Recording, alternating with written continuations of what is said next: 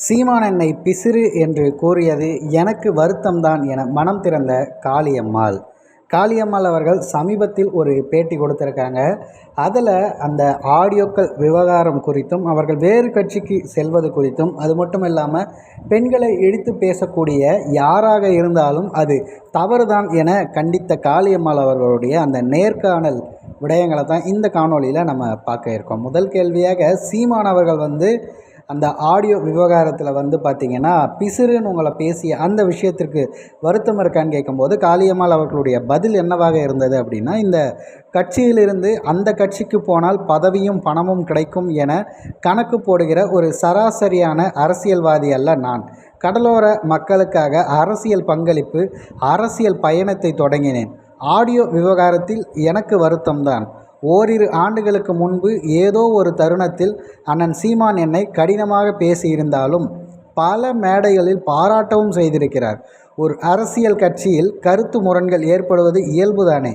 எனவே இன விடுதலையும் கட்சியின் இதர சூழ்நிலையும் கருத்தில் கொண்டு நான் நாம் தமிழர் கட்சியிலே பயணிக்கிறேன். அது மட்டுமல்லாமல் நான் பாஜகவின் மாநில தலைவராக வரவிருப்பதால் அண்ணாமலை ராஜினாமா செய்கிறார் என்று கூட பல செய்திகள் வந்தது. அதே போல அதிமுகவில் இணைகிறேன் என்றும் குறிப்பிட்டிருந்தார்கள்.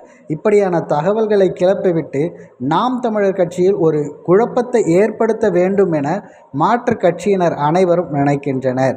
பேச்சுவார்த்தை கூட நான் யாரிடமும் மற்ற கட்சிக்கு போவது குறித்து பேசவே இல்லை என்பதை ஆணித்தரமாக பதிவு செய்கிறேன் என காளியம்மாள் கூறியிருந்தாங்க. அதன் பிறகு கலைஞர் அவர்களை விமர்சிக்கக்கூடியதற்கான பதில் என்னவாக இருந்தது அப்படின்னா, உள்ளதை உள்ளபடி தானே நாங்கள் சொல்ல முடியும். கருணாநிதி மறைந்து விட்டார் என்பதற்காக தமிழ்நாட்டுக்கும் ஈழ மக்களுக்கும் அவர் செய்த துரோகம் எல்லாம் புனிதமாகிவிடுமா? பாதிக்கப்பட்ட மக்கள் நாங்கள் வலியையும் வேதனையும் தான் வெளிப்படுத்துகிறோம்.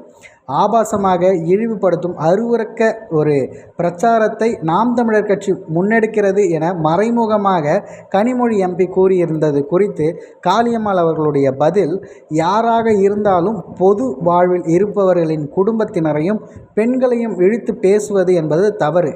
நாம் தமிழர் கட்சியினர் அங்கொன்றும் இங்கொன்றுமாக பேசியிருந்தாலும் நாங்கள் அதை கண்டிக்கிறோம்.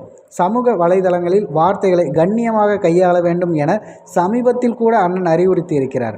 அண்ணன் சீமான் எங்கள் கட்சியை சேர்ந்த துரைமுருகனின் செல்போனை பறித்த காவல்துறை வழக்குக்கே சம்பந்தமில்லாத ஆடியோக்களை காவல்துறையினர் திமுகவினருக்கு அனுப்பியது ஏன்? இதுதான் காவல்துறை நிர்வாகத்தின் லட்சணமா? இதற்கெல்லாம் பதில் வைத்திருக்கிறாரா வருண்குமார்?